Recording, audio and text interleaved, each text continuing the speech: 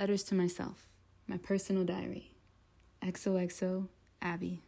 Stop trying to get back to the old you. She doesn't exist anymore.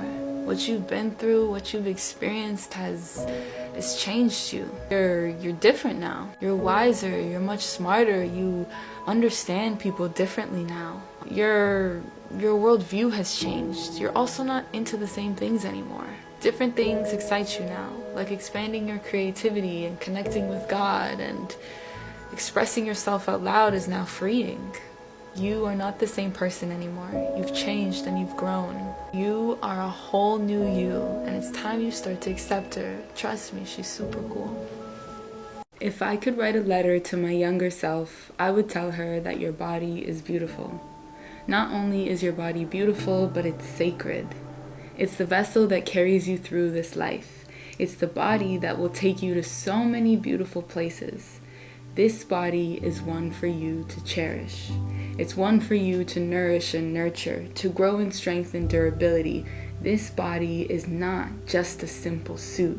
It has so many memories and ties, and so please be wise. Understand that under the disguise of your pretty brown eyes and all the things that people tell you, all the things that give you a rise, under all of it is you. And I mean the real you. I know you want to look a certain size and have a certain figure, but let me tell you, the way that you were shaped, the way that you were built is perfect. And not perfect in the sense that it meets the standards of the world, but perfect in that it suits you best. You, in all your quirky weirdness, that's what makes you look best. And so stop trying to tweak and alter yourself. You're enough. And even when you don't feel it, believe it. You are enough. I also want to add that real beauty comes from within. And so just a little note, focus on what's within. That's what really shines through. That's what people really see. Love you. And keep being you. You do it best. This is what I would tell my younger self. This is the letter that I would write to my younger self. When I was growing up, when I was a teenager, just like any other teenager, I went through body image issues. I didn't like the way that I looked. I didn't like the way that my shape was coming in. You know, I kind of grew up in the 2000s, I guess you could say. And so when I was coming up, skinny was still in. Being thin was the it. You know, everyone wanted to be thin. I remember in high school at one point, the thigh gap was really in. And so everybody was trying to measure and see if their thighs would touch. And I remember being in high school and this was a trend, and I remember falling into it. I was like, oh my God, my thighs don't touch. This is horrible. And prior to that trend even, right, it's just like a subconscious thing of like, we just know that if you're thin, you're more desirable, right? Like it's just ingrained in us as women, I guess, depending on the time that you're growing up. Like I know the younger generation, younger than me, the thing is to be thick and curvy, right? So whatever it is, these standards are just kind of subconscious. And so you almost subconsciously, without even knowing, and also because we're young, we fall into these standards. But anyways, I remember dieting. I remember counting all my calories to make sure that I wouldn't gain weight. And actually, funny story. Okay, guys, I'll be honest with you guys.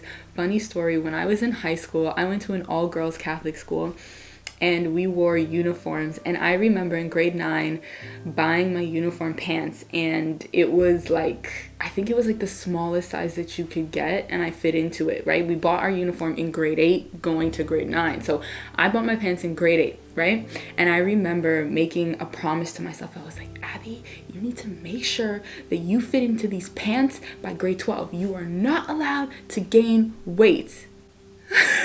Like that was the pact and promise that I made myself, that I would fit into these size 24, like literally the smallest size pants that you could possibly get by the end of my high school career. Grade 8, when I had not even like fully come into my figure. And I remember thinking about that in grade 12 and still trying to like hold on to that promise. And at one point the pants would not button, but I was like, nah man, I gotta fit into these pants. So I would literally like squish myself uncomfortably into pants, all for the sake of not gaining weight.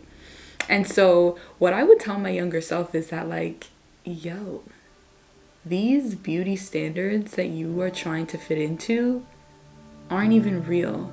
Like these standards, like who said that skinny is more beautiful?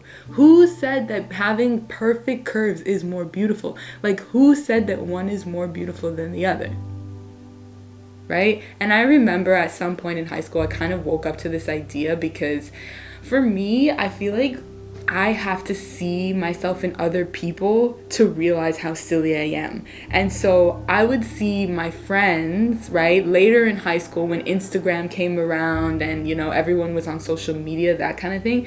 That's when it became in to be curvy, right? And I would see all my friends like gawking over girls that had curves and, you know, trying to gain weight. And I was like, wait a minute, because just a year ago we were all trying to be skinny.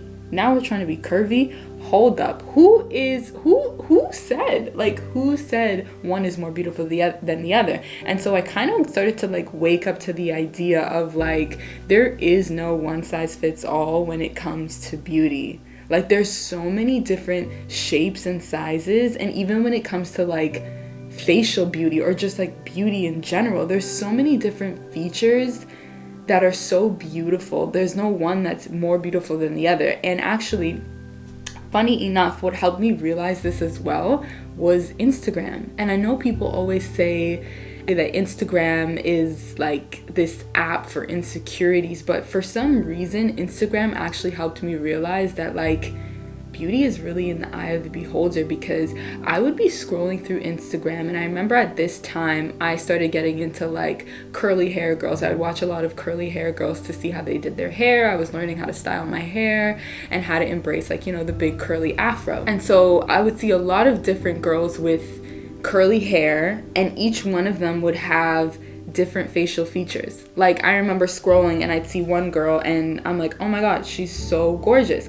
And then I would keep scrolling and see another girl who had a completely different face, a completely different skin tone, a completely different facial features. And I'd be like, oh my god, she's so pretty. And it just helped me realize that like there's so many different ideals of beauty. There's so many different facial features. Some people might have a thin nose. Other people might have a wider nose. Some people have small eyes. Other people have big eyes. And I would see so many different variations on Instagram. And I would realize, I was like, this girl is so pretty. And this girl is so pretty. And she's so pretty. And they all look so different. And I realized it's really just in the eye of the beholder. And at the end of the day, like someone is going to think you're attractive. There is someone out there that's going to think you're attractive. What really matters is if you find yourself attractive, if you feel confident in your own skin. And so my ideas kind of shifted towards that, right? It shifted towards, okay, let me focus on being confident. Let me focus on actually being happy with what I have, right? I know that a big issue for me was like my hips, right? Like I said, I wanted to be skinty, my hips. I wanted my stomach to be snatched, right? Flat. But the way that I'm built, the way that my genetics are just set up, okay? I will never be able to get rid of my hips. I just won't. And you see, the way that my hips are set up, my stomach will never be concave. You know what I'm saying? Some people, their stomach is concave, like Avatar, concave. Me, it's just not set up that way. And I realized there is no amount of dieting. There is no amount of exercise. There's no amount of nothing that I could do to make my stomach concave. There's no amount of nothing I could do to make myself look like something that I am not, right? And so I was like, okay, let me just embrace what I have, right? Because let me tell you, confidence is attractive. When someone can walk in a room knowing who they are and what they bring to the table, that turns heads. And I said, let me just build up my confidence. Let me just come to peace with what I have and rock it with total confidence. And that's going to be what shines through. So I started to just, move away from the dieting, moving away from conforming to these superficial beauty ideals that weren't really ideals, just standards that were placed on us and we, with our young minds, decided to conform to. I started moving away from that and saying, I am going to embrace who I am naturally, because there's nothing I can do to forever change who I am. And who I am, right, how I was created specifically for me. My body is shaped in the best way that suits me, right? And there's so many people that look just like me that are beautiful. And there's so many people that look completely opposite to me and are still beautiful. And so I said, rather than focusing on the superficial, rather than focusing on the outer, let me focus on the inner. Let me focus on how people feel around me. Let me focus on being a good person. Let me focus on being a nice person, someone that people enjoy being around. Let what I bring to the table be more than just my beauty, be more than just what's on the outside. And so I think that confidence, when you start walking with that view of like, I am more than just the outside, I am more than just my physical, you start to bring so much value into every place that you go, and people start to realize that. Right? People start to feel that, and you feel it as well. It's so freeing that not everything is confined to your outer, because it really isn't. Like, beauty fades. It really, really does. Beauty fades, but what's on the inside is what shines through. And what's on the inside is what shines through all your insecurities. Insecurities are inevitable. We are going to have insecurities. But when your confidence in who you are as a person is strong and sturdy, that shines through. Your personality shines through all the insecurities. Have you ever met someone and at first glance, they weren't the most attractive, but you got to know them and you got to see who they were, and all of a sudden they become the most beautiful person, right? Because of what's inside. They weren't necessarily attractive at first, but then you got to know them. You got to see what kind of person they are.